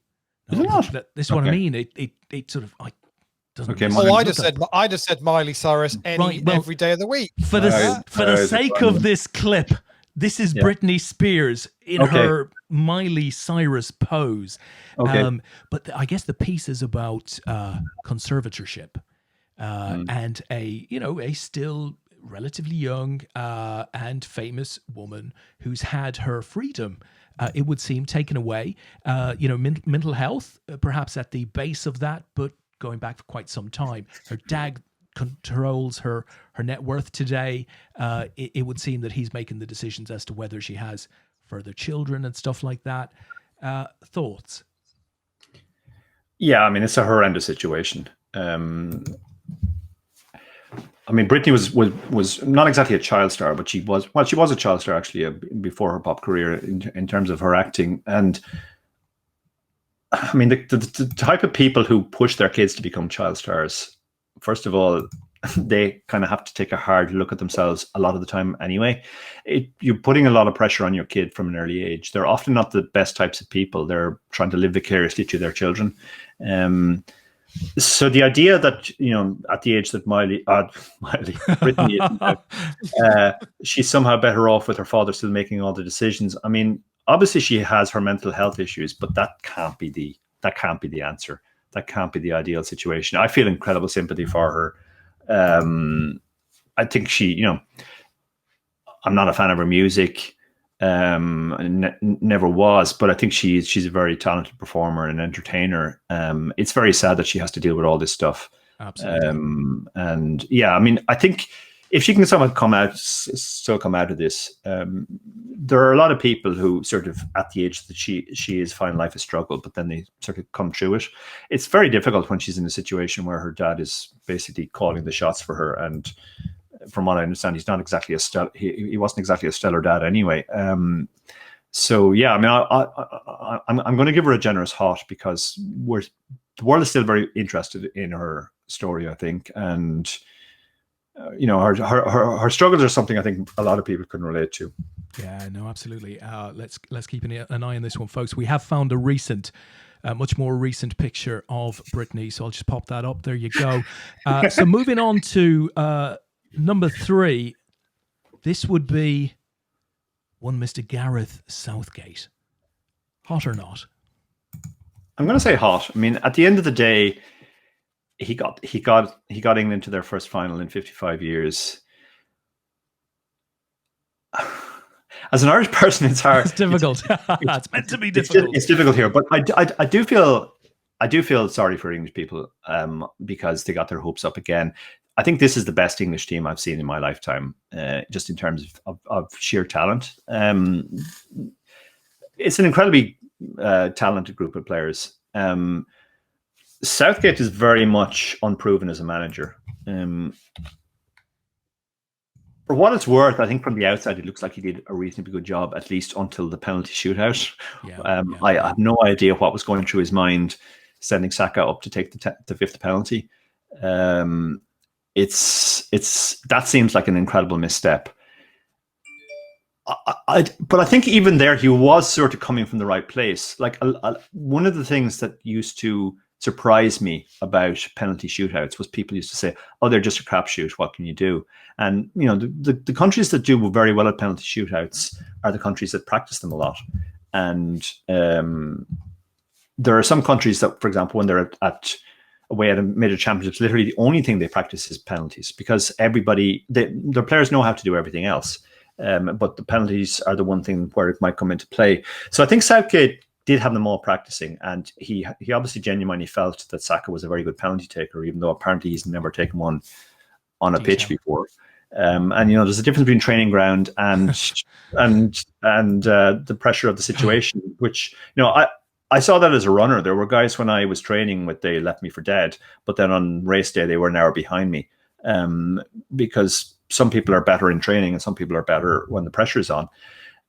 So I think it's a learning experience for Southgate on that stuff, on how he takes his penalties. As an Irish person, the penalty shootout I remember the most, obviously, is the one against Romania. Yeah, incredible. And Cascarino told me an interesting story about that one, which was that Paul McGrath was supposed to take the 5th penalty. McGrath was an incredible striker of the ball, and you would have expected him to take it, but when it came down to it, he went to Charlton and said, "I really don't fancy it. I don't want to have to take it." So Charlton very wisely said, "Okay, we'll find somebody else," and they found David O'Leary. Took the 5th penalty. Now, David O'Leary had never taken a penalty before in his life, and he was a big clunky defender, so he wasn't exactly a safe choice. But the one thing Dave O'Leary had was incredible confidence. Correct. He was a very, very confident to the point of arrogant man, and he just loved the attention being on him. He loved the pressure. And that's another thing. He didn't really have the technical skills to be a penalty taker, but there's another aspect to it, which is a performance issue. And for that, you want somebody who is confident and actually enjoys pressure. Boris Becker said once that the moments he enjoyed most in his life were the high pressure moments on a tennis court, match point against him, that sort of thing. And that's something that some people have. Those are the moments when they come alive. Saka, unfortunately, was completely untested in this point. And the English players in general were kind of untested as well. So overall, I think Southgate did a very good job, and I do think his management style is good. He took the pressure off the players a lot, which is something all good managers do. There you go, guys. So yeah, I'm going to say hot. Southgate is hot. We like that. So the very last one for you, Dara, a young gentleman who has been somewhat in the news in recent weeks and months, hot or not? I'm going to say hot. I mean, he's another person who I think he's very different from me, let's say. And I don't think we'd necessarily get along in person if we met, but I feel a lot of sympathy for him. He's had a lot of pressure foisted on him. He obviously lost his mum when he was very young, etc., etc. So all of those things have shaped his life. I think he just wants to get on and live his own life now, and I think he should be allowed to without being castigated as a traitor or whatever. So yeah, I'm going to say hot. I'm quite impressed with the way he just sort of makes the most of whatever life throws at him. There you go, folks. Prince Harry is a hot ginger, which, I'd have to agree with. I think he's done well in a trying last few years. So, Dara, listen, I'm going to take you into our very last mini feature, and then we'll get back to the poker and see that through to the end. My friend, this is it. This is not the one to get wrong, right? The last one. So the gig here is that we're going to put an image from a classic movie up on screen, and we want you to review it, Dara. There is the image. I hope you recognize the movie, but even if you don't, just review the movie based on the picture. We're going to give you 60 seconds to do so. You're going to earn a bet coin for every 15 seconds that you successfully get through. Do you understand what we're looking for? I do, yeah. Am I right in saying that that's Alien? I think that's Alien. I do think it's Alien. So and is it Alien 1, not Alien 2 or 3? It can be any of the aliens. If it helps you to go the entire saga to get through a minute, we're good with that. So your 60 seconds, my friend, will start now. Okay, Alien is actually one of my favorite movies of that genre. I'm not somebody who either loves science fiction or hates science fiction. I kind of like good science fiction and I hate bad science fiction. I saw Aliens, I think in the mid 80s when I was spending a summer in New York with my relatives, and we watched it together. And this is one of the most shocking films ever. It's difficult to explain why it's shocking now looking back, but one of the things that it breaks a number of rules. It breaks a number of conventions. One convention you have in all of these types of movies is that it's always peripheral characters who get killed off. And there are a couple of central characters to this movie who are slaughtered at different points of the movie. And that's, when you're not used to that is genuinely shocking. There's another movie that Sigourney Weaver was in called Space Quest, where one of the candidates jokes that he doesn't have nobody knows what his name is. Well done, Dara. You made it through. That's very impressive, sir. I think a full allocation of bet coins, certainly in that last round. Those are the. We're gonna have to very quickly get back to the poker because we have 10 seconds left on the on his session. Okay, so this is probably going to be Dara's last hand, I'm guessing. might get one more in if they don't slow play this, but I think they're going to slow play it. I think I want them to slow play at this point. This is the stage of a tournament where I'd be stalling. Lee, we've got to give them 3 final hands, right? Everybody's got to get 3 final hands. 3 final hands. Let's do that. Yeah. Okay, 3 final. So you got 3 to go, Dara. This is a difficult one. I mean, what do we do with 3-4 under the gun? I'm going to have to look at my charts here. No, I'm kidding. Okay, this is if this were a tournament, I'd be really pissed off because 3 final hands, I always try and time it, let's say, so that I'm under the gun for the last hand. I'm actually going to be small blind and big blind. So I've done this horribly. I've really not allocated my time well here. But yeah, at least we'll get to see my big blind defense. I mean, obviously, if you give up your big blind, that's a whole bet coin you'll have lost. I mean, there's a good chance we're giving it up for this one. Your entire Brittany pitch gone. Yeah, you have built a decent stack there. I mean, you've nearly trebled your starting stack in 100 minutes of cash poker. That's pretty good going. That's a good result there as well. Yeah, like as I said, I normally play on the cash tickets, and the feature of the cash tickets. Okay, we're gonna fold. The feature of the cash tickets is you have to play every 7 days or they expire. and you have to that play flop. 300 rigged hands. So there's been a couple of times where I've run the €6 up to like €30, and then missed a week, and it's expired, and I've been really tilted about that. I really should have played that last hand. What was I thinking? Yes. Do you know that's twice this session where you folded? I think it was 9-7 last time, when it's come down with 2 sevens on the flop. Yeah. Does that sort of thing ever bother you? Because obviously you No. see the cards there. You had one earlier on where I think you had King 7 suited. it was King 7 of spades, and it came down ace high 3 spades. Yeah. Does that ever bother you, or is that No? I mean, I'm just focused really on on what's the correct decision. So, that's my only concern ever.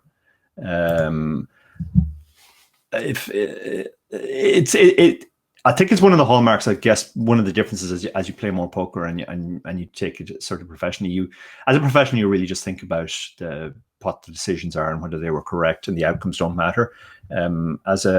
Okay, I guess we're done here, because we would be blind next hand because the guy's sitting out. Yeah. There we go. So we are done. Did you get your number there, Lee? Did you get what you needed to get? I sure fantastic. did. Yeah. Fantastic. I sure did. Good session though, Dara. Considering how did you find that? Considering you're chatting a lot to us, obviously it's only one table, but still. I have a newfound respect for Twitchers now, having done this, and I found that the last time when I did a stream with Kevin, but that was with Kevin doing most of the talking, has to be said. It's a lot more difficult than it looks. I guess it's the kind of thing you get used to, but I've always found as well, when I'm, sometimes I've been playing with somebody watching over my shoulder. At one stage, I was teaching my wife how to play, so I would talk through my thought processes as I played, and I actually found that improves my own play as well. Just having to explain your thoughts, you can't suddenly explain why you're going to open 7-2 off under the gun. So yeah, it's tricky, and I definitely do have a newfound respect for Twitchers in general. I have to say, I thought you did well there, Dara, because not only were we having a bit of a chat, but we took you into different places. We definitely disturbed your play, but nonetheless, a great result. So it has rained, right? It has rained down Bitcoin. We're not entirely sure how much. We'll soon find out. You let us know when we're ready to put that up, Lee. Ready to go? Ready to go. Okay, let's see where we are. Cool stuff. There we go. So there's the leaderboard, folks. And as I said, so that's not updated, Lee. He's got no Bitcoin. No. So basically, here we go then. So out of the poker, Dara ended up with 177 Bitcoin from his poker session. Oh wow! He's picked up an extra 15. 15 available from the 15 of 16 games. You donked him 1 Bitcoin. Where does that put him on the leaderboard? Well, he's off.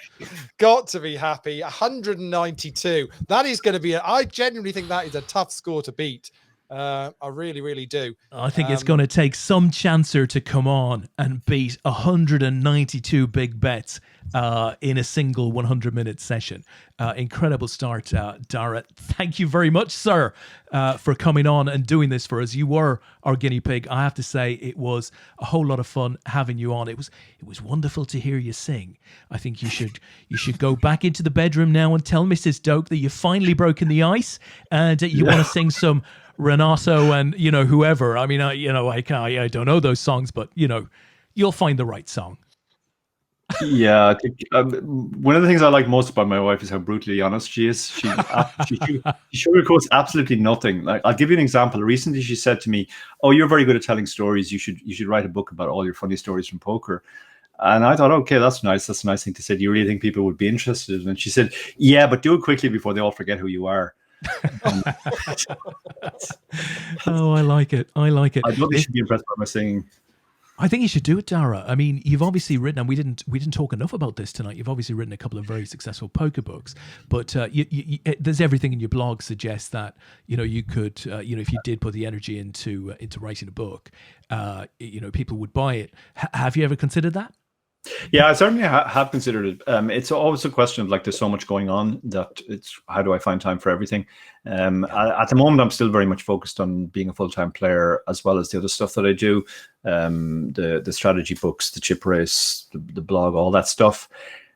It was actually one question I was going to ask you, Dara. How do you split your time? So you've got Dara the player, Dara the ambassador and content producer, Dara the coach, which we found out about tonight, and obviously then finding your own time to actually improve your own game. So they're the kind of the four areas I see. I mean, how is that an even split in any given time? No, it's not. It's definitely not an even split. I mean, over time, what has happened is the amount of time that I spend playing has gone down. When I started, I was just a player, so I basically played. I played 7 days a week for a start, which probably wasn't healthy, but it was my new obsession, and I played pretty long sessions. So I was playing close to 100 hours a week, and then just over the years, it's come down and down. And in the period just before the pandemic, I was obviously switching between live poker and online poker too. So when I was at home, I tended to play 5 days a week, let's say, and then do the other stuff around that. And then when I went away on trips, I generally wrote my blogs either on a plane to a live tournament or coming back, because it was sort of downtime where I had nothing else to do. So I've always sort of been just always doing something. These days with the pandemic, obviously there's been no traveling in the last year and a half, no live poker period. So I basically just take it week by week. What tends to happen is I have a note on my iPad where I just write stuff. A student tells me, can we do a lesson next week? And I'll say, okay, Wednesday at 3 p.m. or whatever. David will tell me we're interviewing so-and-so for the chip race, and I'll put down all the times for that. And then, I'll schedule time as well to talk to Barry about the book and do work on that. But I do just take it week by week. And at the start, my week is completely free, and by the end, usually the afternoons are completely full. There are some evenings as well. Some of the guys I coach are in America or Australia, so I can't ask them to do a 2 p.m. on a Thursday. So I take a couple of evenings a week as well, where I concentrate on that.